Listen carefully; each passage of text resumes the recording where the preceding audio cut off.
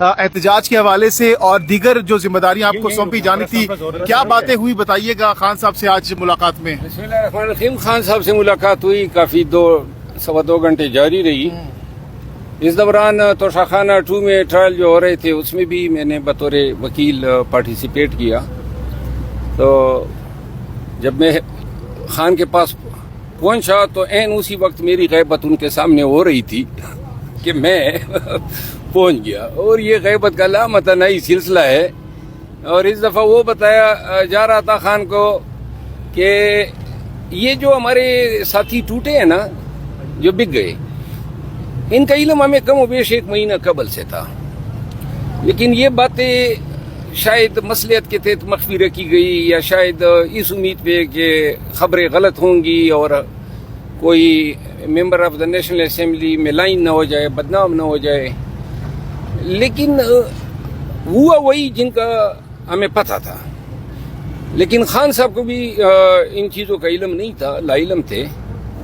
اور میں نے کل ایک چینل کو انٹرویو دیتے ہوئے کچھ باتیں کی تھی جس پہ شاید آج جنگ اخبار میں کوئی خبر بھی آئی ہے. تو ان کو جواز بنا کے کہا گیا تھا، خان صاحب کو بتایا جا رہا تھا. تو میں نے خان صاحب کو کہا، میں نے کہا میں تو تھک گیا ہوں.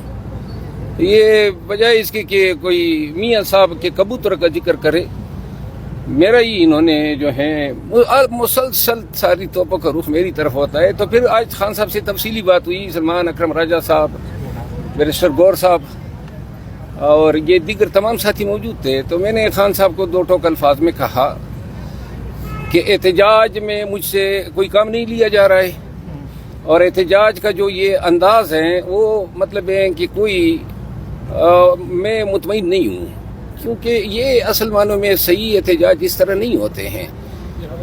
اب احتجاج ہم اس نہج پہ، اس مقام پہ پہنچے ہیں جہاں ایک ہی احتجاج ہونا چاہیے. آپ کشتیاں جلا کے جائیں، 2 ٹوک انداز میں آپ کا موقف ہو کہ اب احتجاج ہوگا، ڈی چوک پہ ہوگا، دھرنا ہوگا، چاہے وہ 10 دن چلے یا 100 دن چلے.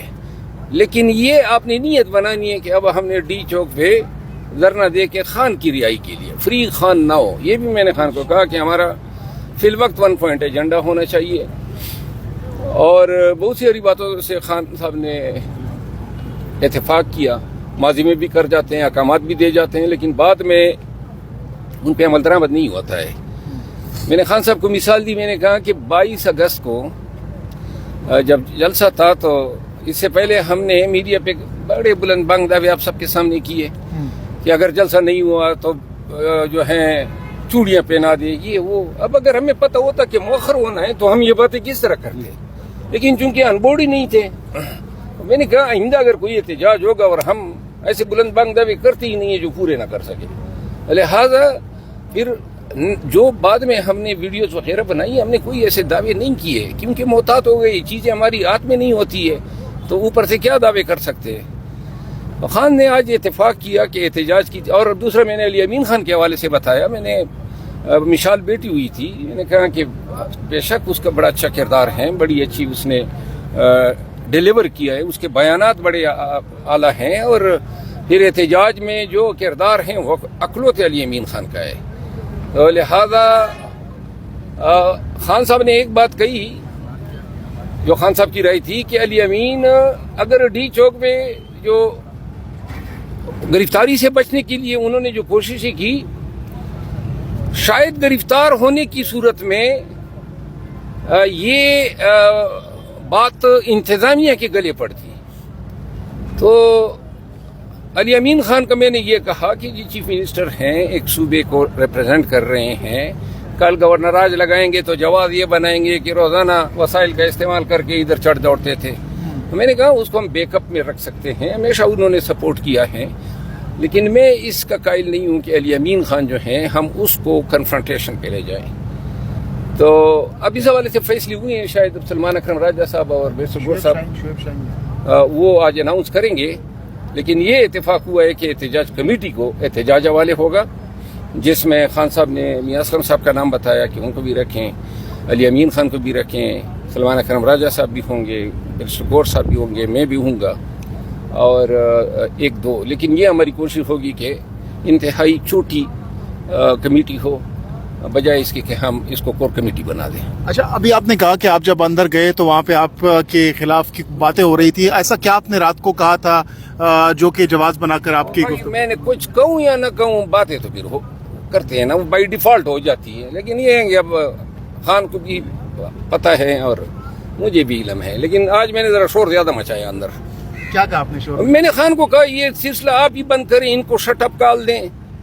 یہ آپ کے پاس آ کے ان کو یہ گمان ہوتا ہے آپ خوش ہوتے ہیں اور یہ مزیدین کر جو ہوتے ہیں, پھر کوئی جناب کیچڑی پکا کے لے آتے ہیں.